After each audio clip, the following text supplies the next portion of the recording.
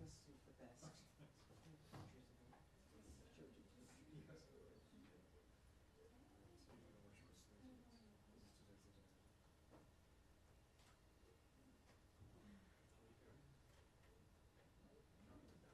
really do think Sean, you could start an outfit of the day. I think we should have Sean's outfit of the day. Yeah, exactly. The State Department stylist. You and Matt could compete, although I don't think Matt's Well. going to agree. No, that's something I would not. I mean, I can't, I couldn't win. Did anyone go to Naval? Especially considering it would be a one-day trip. With the half of it. Right. Keep the engines I kind of wondered where it came. Instead we're all baking and eating. Squeeze it. Nice bag there. How could it? Nice, right?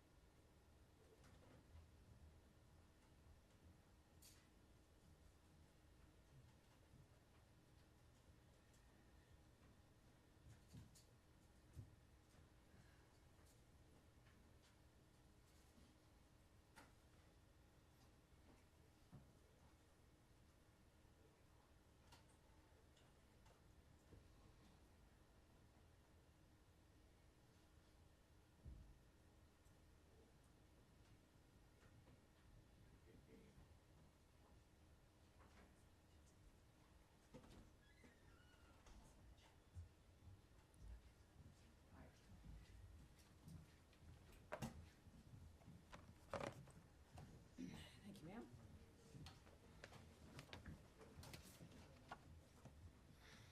Here. Hi, everybody. Thank you for coming. Appreciate you being here. I'll get mad at Fox when they try to come in here late. All right, you guys. Of course, a few comments here as we begin on this Tuesday. The past few days have proven that President Trump means what he says. America can be proud that we have a president who puts America first and is a peacemaker. As he said on his Truth Social, both Israel and Iran wanted to stop the war equally. It was my great honor to destroy all nuclear facilities and capability and then stop the war. Now, an update on the State Department's 24/7 efforts to assist U.S. citizens throughout the Middle East. The department has provided information and support to over 27,000 people seeking guidance regarding the conflict between Israel and Iran. The vast majority of people we are in touch with are seeking information, which we provide regularly. The State Department began assisted departure flights from Israel on June 21st. Flights have departed Israel with hundreds of U.S. citizens and lawful permanent residents and their accompanying immediate family members. We are grateful to our partners in the region and around the world for welcoming American citizens. We also extend our deep appreciation for the government of Qatar's cooperation in the defense of the Udeid Air Base, as well as our deep appreciation for the the Al Udeid Air Base, as well as the deep appreciation for the American men and women in uniform who are there and for the vital role they continue to play for U.S. and regional security. Yesterday, Iran launched several missiles against AUAB. Many of those missiles were successfully intercepted due to the combined efforts of the U.S. and Qatari armed forces. Thankfully, No Americans or Qataris were hurt. In further announcements today, Secretary Rubio has landed along with the President at the NATO summit at The Hague. As the Secretary has noted, under President Trump's decisive leadership, we're driving historic change at NATO. Also this week, the United States will participate in the 55th Organization of American States General Assembly in Antigua and Barbuda, where we will engage with regional partners to advance our shared goals to make for a safer, stronger, and more prosperous hemisphere. Deputy Secretary of State Christopher Landau will lead the U.S. delegation, reinforcing our commitment to supporting Rosa Maria Paya's candidacy to the Inter-American Commission on Human Rights, addressing the crisis in Haiti, and countering the influence of the Chinese Communist Party in the Western Hemisphere. In addition, today, the Department of State's Rewards for Justice program announced a reward of up to $5 million for information leading to the location, recovery, and safe return of Mahmoud Shah Habibi. Mr. Habibi was abducted and detained by the Taliban's General Directorate of Intelligence on August 10, 2022. He has not been heard from since that time, and the so-called Taliban government has not yet provided any information about Mr. Habibi's whereabouts or condition. We encourage anyone with information on Mr. Habibi to contact +1 202 702 7843. That is +1 202 702 7843 via Signal, Telegram, or WhatsApp, or go to rewardsforjustice.net. That again is an up to a $5 million reward for Mahmoud Shah Habibi for his safe return. And again, that is rewardsforjustice.net. Sorry, Tammy, he's in America. Excuse me? Is he in America? Excuse me, Matt, please. I'm more of an announcement here. To conclude today, the United States condemns the brutal and cowardly attack on the Mar Elias Greek Orthodox Church and offers its condolences to the victims and their families. We call on the Syrian government to hold all perpetrators of violence accountable and ensure the security of all Syrians, including members of religious and ethnic minorities. As Ambassador Barrack has said, the United States continues to support the Syrian government as it fights against forces seeking to create instability and fear in their country and in the broader region. And now I will take your questions. can you- Daphne, please. Thank you. Sure. Just on Israel-Iran, Trump has said that he was unhappy with both sides for breaching the ceasefire deal, but particularly frustrated with Israel. Does the State Department have concerns about whether this truce will hold, and what conversations is Secretary Rubio having today with counterparts about this deal?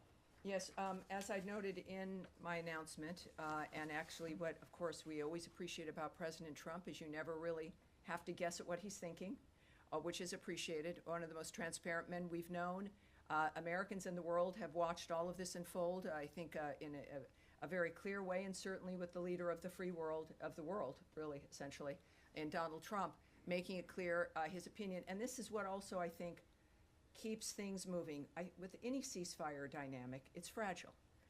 And in the meantime, of course, things did come together, and there has been quiet in that region. He did make clear his feelings about that, but as I mentioned in the opening, that he said, just a couple of hours ago, both Israel and Iran wanted to stop the war equally.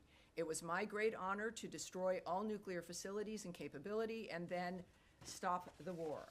So obviously, the president has believed from the beginning that diplomacy can stop wars, that it is the thing that we should rely on. He leaned into that, and it's continuing to work. This is a dynamic now that is in play and is, I think, steady, as he has, I believe, also recognized based on his comments. And then on his Yes. comments about China being able to continue to purchase oil from Iran, How did this come together? Was this part of the Israel-Iran ceasefire deal? And what does that look like going forward? Will sanctions that have been imposed be lifted? Will there be waivers? How does that look? Those are all very good questions. Yes, and it's obviously a very fast-moving, we've used the word fluid here many, many times, a very fast-moving environment. The president has signaled what he expects, what he is looking forward to. This is a cabinet and a government that acts to the nature of what he says and what he wants. And in this case, of course, I'm not going to discuss what that process will be, the nature of any of the applications via the various departments in this government. But clearly, we are focused on making sure that that guiding hand of President Trump prevails and moves this government forward. So we will have to wait and see when it comes to what that ends up looking like. All right. Yes, Andrea. Well, just to follow up, Yes. does that mean, just to translate, are we lifting sanctions? Has Well, anything happened to make that possible? I'm not going to get ahead of the president or try to guess at what his strategy will be, but it will be one that will benefit this country, and that, again, he's very clear. I think the difference is, obviously, sometimes you don't hear ahead of time about the trajectory of a president. With President Trump, he speaks honestly with us. So I would suggest to not translate, to not speculate or guess, but to watch, because things happen quickly, and I think we'll find out sooner than later. Yes, ma'am, one more. Quick follow-up on something. You quoted the president as saying, "It was my great honor to destroy all nuclear facilities to stop the war."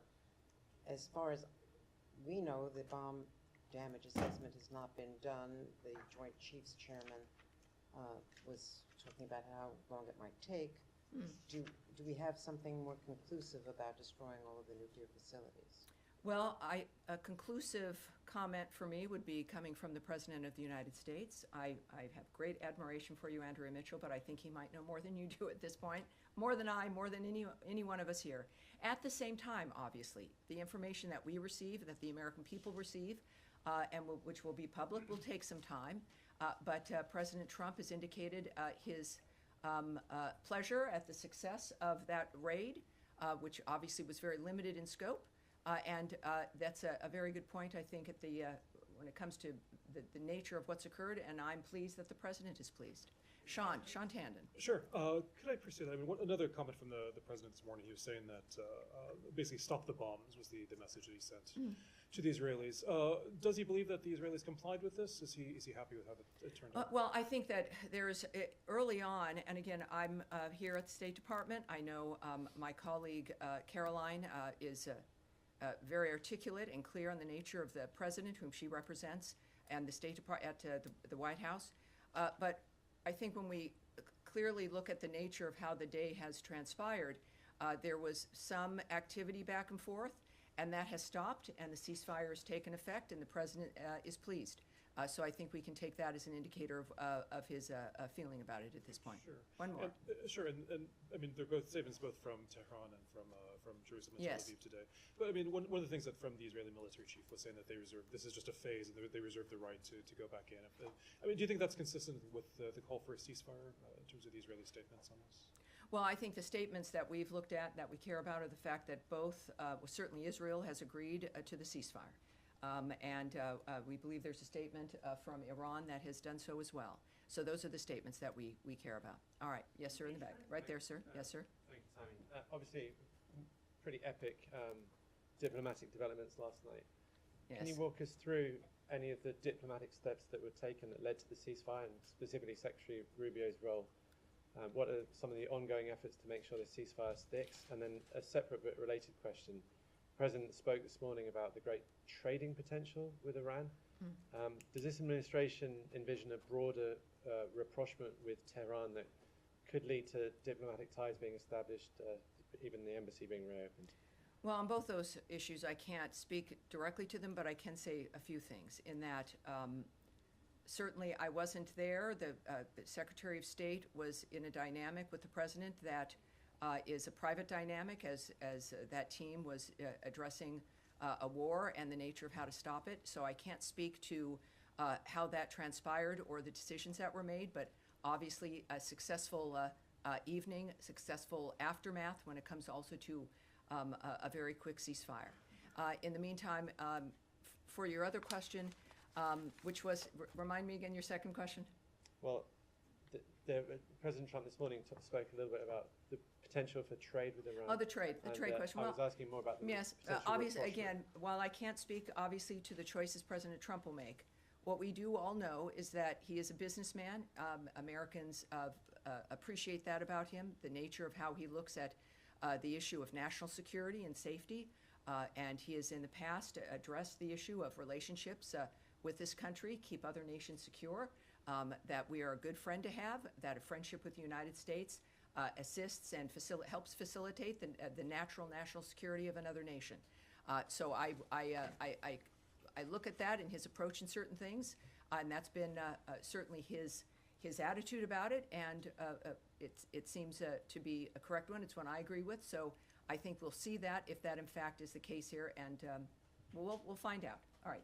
Yes, ma'am. Thanks, Tammy. Is there any sort of monitoring mechanism for the ceasefire if it continues to hold? Will there be a third party that is making sure that both sides are adhering to the ceasefire? Well, as the State Department, I can't really speak to that. I think that's a DOD question and certainly a White House question.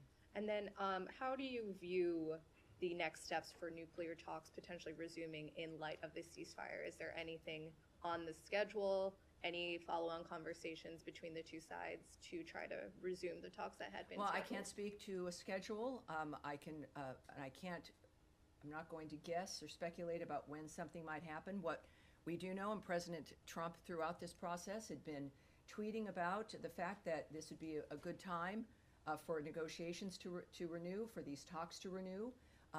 Of course, with some disappointment that it got to this point. He has been committed to diplomacy and to discussions. Obviously, he's displayed that for these last 5 months, and I would think that that has not changed. So the commitment, not just from President Trump, but also from Secretary Rubio, to minimize the need and go out of your way for the need to not engage militarily, is clearly a hallmark for him and his view of national security and foreign policy, as it is for Secretary Rubio, and I would expect that approach and that commitment to remain the same.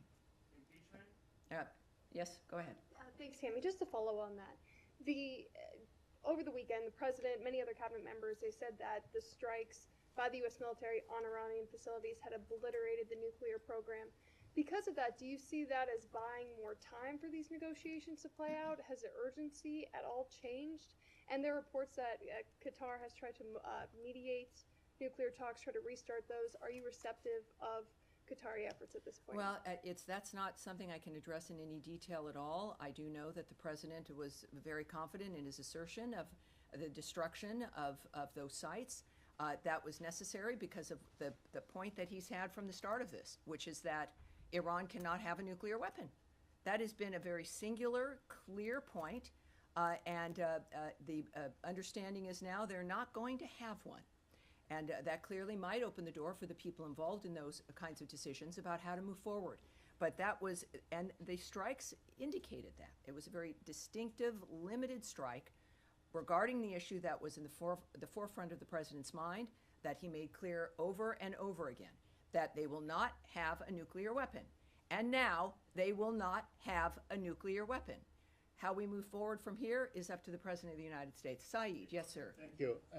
Now that we have the ceasefire between Iran and Israel seems to be holding, are we likely to see renewed efforts to have a ceasefire between Israel and Hamas in Gaza? I mean, just for figures, Tammy, maybe 400 people got killed in the exchanges between Israel and Iran. In the same period, like 700 Palestinians have died, many of them at the aid distribution center. Yeah, this is why, and we are reminded about why the ceasefire efforts are important. It is a reminder about why the president, and why we're lucky for President Trump to be our president and for Secretary Rubio to be focusing on changing the status quo on this planet and changing the old dynamic of wanting new ideas. It has been his hallmark from the start, and that has not changed. What we can say, and just as a reminder, Saeed, there is a deal on the table.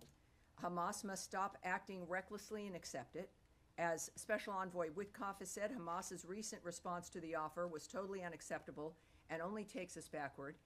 It hasn't been that long, right? A lot of stuff is happening in a short period of time. But the fact of the matter is that we've never stopped working for a ceasefire in the Gaza Strip.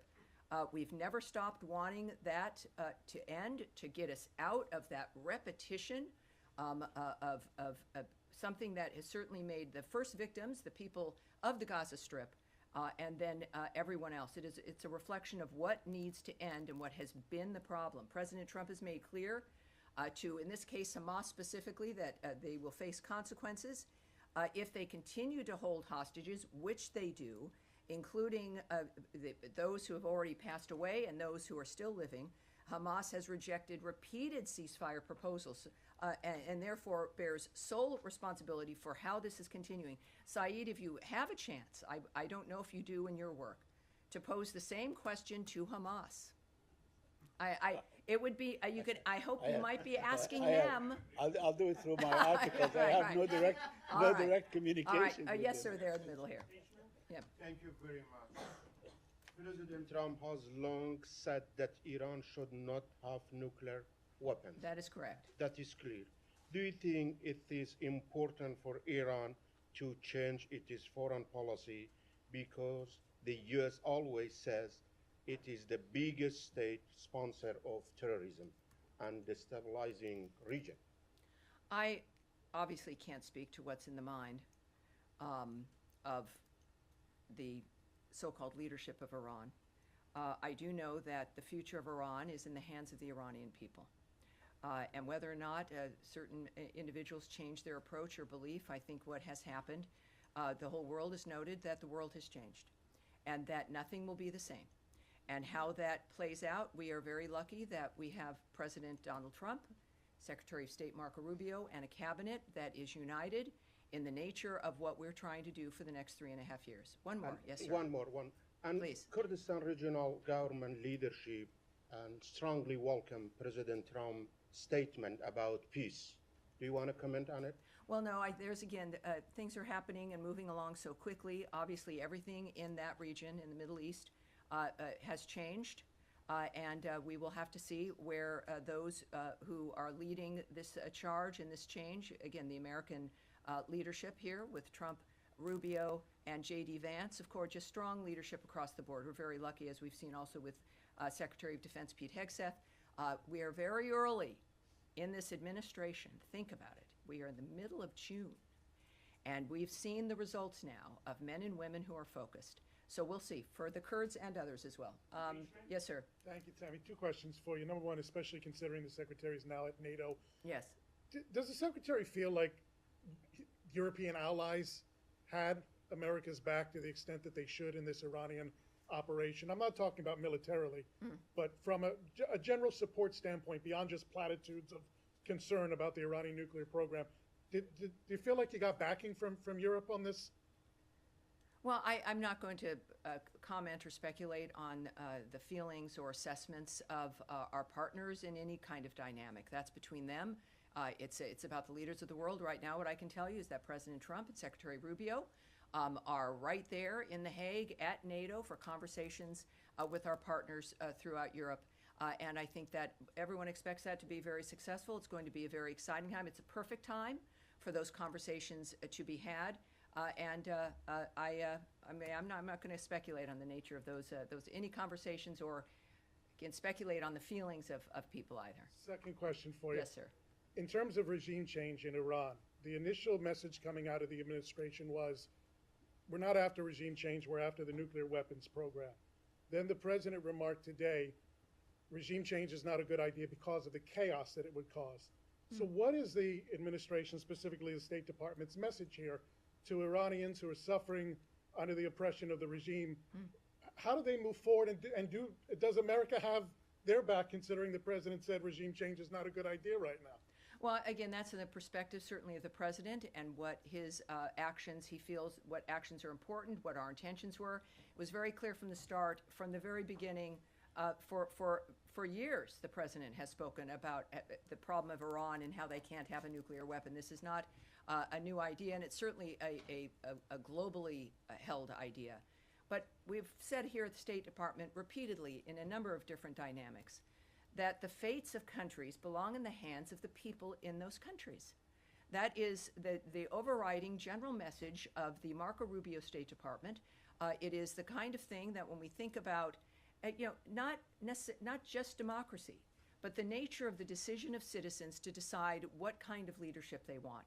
That is what our position is for certainly Iran and every other country on this planet. Yes, sir. Yeah. Thank you, Tammy. Two questions, one on Iran. Have you received any signals or message from Iran that they are willing to come back to the table? This first. And secondly, are you still sticking with the proposal that you sent to Iran, or you are open to discuss more broadly? Well, again, as we know, many things have changed in just the last few days. And so I won't speak to what messages may have been sent to Iran, which would have been, of course, to the White House and to if Secretary Rubio as the National Security Advisor. So I would ask you to check with the White House for that. And the next one, yes. Yeah, on your opening remarks, you said that the United States is ready to help the Syrian government to fight against forces seeking to create instability. Would you elaborate that? What kind of support are you willing to offer to the Syrian interim government? Are you willing to help them or provide them military support? Well, I think already we know, of course, of the assignment as a special envoy of Ambassador Tom Barrack. Has been a very clear indicator of our commitment to helping Syria be able to be a functional and steady and stable government. He, of course, is the ambassador to Turkey, and our commitment through his work is about getting the structure, the stability of the government as functional. We also, of course, as you know, have lifted many of the sanctions to make it possible for other nations in that region to assist the new government also in becoming stronger and able to, in that region especially, deal with terrorist groups, especially deal with ISIS, and that is our commitment. So it is, I think, manifesting now very clearly, and Ambassador Barrack is there as our envoy in that regard, and it's a very exciting time with a lot of potential. Yes, sir. Yeah, yes, sir, in the gray suit there. Yes, sir. Thank you, Tammy. You've been in the negotiations process with the Iranians for almost the last 2 months at the State Department. And the Iranian foreign minister just last Friday, he said that they suspect that the negotiations with the U.S. Used as a cover for the Israeli attack. And a day after that came the U.S. raid on Iranian nuclear establishment there and the buildings. Are you able to restore the trust between you and Iran? And how do you see these claims from the Iranian side? Well, that's certainly a question that I can't answer, but we've got the best people in the world who are doing this for a living, who have committed their lives to making a difference here in the world. The president has not indicated that, as a matter of fact, he really opened his presidency with a willingness to talk with everyone. And as a peacemaker, that is what he's done, and I would suspect that that approach will continue. All right? Yes, sir. Go ahead.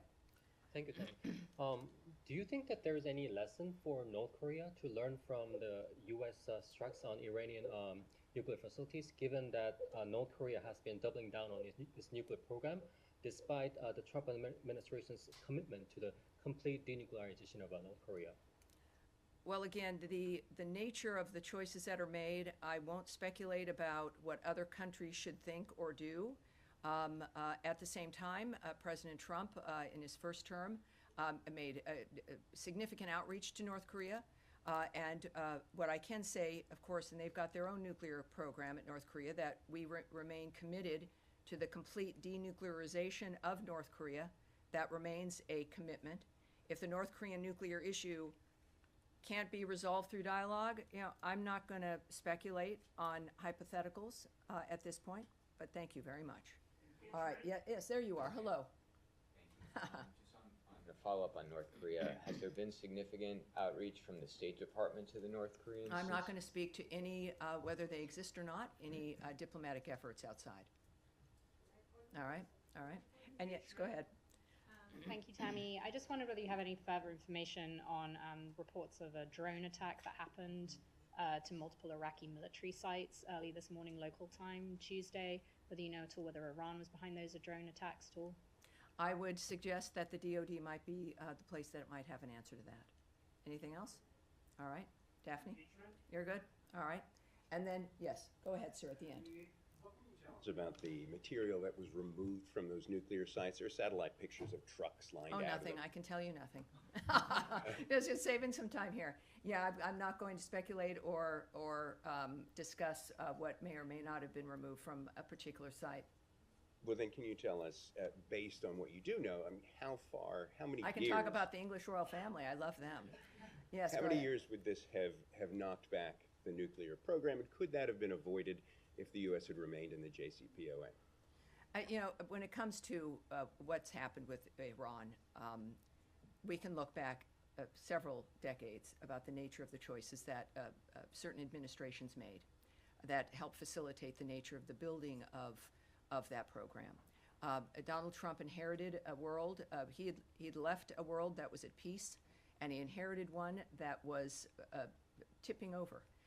And so his commitment, and what we look at here right now, is recognizing the status of things and what needs to be done to fix them. And that's what we're focused on. All right. And Matt Lee, I have a feeling you might have a question. I vaguely remember that. Well, I did, but now it turns out that the you have a question different one. was I answered, so I do have a different one. Okay, but good. all I was trying to find out was whether you didn't mention that this Mr. Habibi was an American, which it turns out that he is. But you know, has he been wrongfully determined to be wrongfully detained? We have determined that he has been disappeared, and that he has not been heard from, and that is why there's the rewards for justice. Is that he was taken, and he has not been heard from since. Okay. And we are hoping that this appeal may bring forward, with up to $5 million, it makes a difference in everyone's lives. Sure it does. That we might get some information about him. Okay, then just the other thing was you had been asked earlier and yesterday, I think, about this money that is apparently going to go to fund the Gaza Humanitarian Foundation. Have you been able to uncover anything about that? Well, here's what has always been the case with the Gaza Humanitarian Foundation. I now know that there's, I think it's close to 44 million meals that have been distributed, which is a pretty darn good record, and they continue now at 4 sites to distribute them. We have repeatedly noted that we have not funded this entity, but it is, I believe, really the response of the call from President Trump for that region and that area in particular, that we've got to have new ideas about how to change the nature of what's occurring. The region has stepped up, other nations have stepped up, agreeing that the situation in Gaza has to be dealt with differently. We have to refuse to let it continue. And while we have a humanitarian crisis manifesting, is to do our best in an area that a terrorist group refuses to cooperate, ignores ceasefires, continues to hold hostages, and refuses to put down their weapons, that we are committed to endorsing, helping, promoting efforts to make a difference. When it comes to how that will manifest for the GHF, I can't say right now, but again, it's nice to know that 44 million meals have been distributed. That, like everything else for the last few days in the Middle East, everything has changed. How that manifests in the Gaza Strip is yet to be determined, but I'm sure we have another briefing on Thursday, and who knows, we'll have something new at that point as well. All right, yes, go ahead. And this will be it, Tammy, yes. this weekend, Keith Kellogg went to Belarus, and it secured the release of 14 political Yes. prisoners. Do you have any more details on those efforts? And did the Lukashenko regime get anything for releasing these prisoners, sanctions relief? I do have a few things I can say to you about that, and this is the condition of our world. This is a huge story, and it really is, comes up later, but it tells you the nature of what's transpiring. While in Minsk, the U.S. delegation led by General Keith Kellogg, Special Presidential Envoy for Ukraine, met with the leader of Belarus and his team. Special Envoy Kellogg discussed the Russia-Ukraine war and how President Trump is pushing hard to stop that war and end the killing. And Deputy Special Envoy John Cole led the discussions on U.S.-Belarus bilateral relations, which resulted in the release of 14 long-held political prisoners from Estonia, Japan, Latvia, Poland, Sweden, and Belarus. And that is the result of what you can do with diplomacy, with envoys, and with a commitment to peace and freedom for people around the world. And we are blessed to have President Trump as our president, the wisdom of the American people, and of course, Marco Rubio is our Secretary of State. We are 5 months in or so to this administration, and it's an honor to be here. Thank you, everyone. I'll see you on Thursday. Thank you.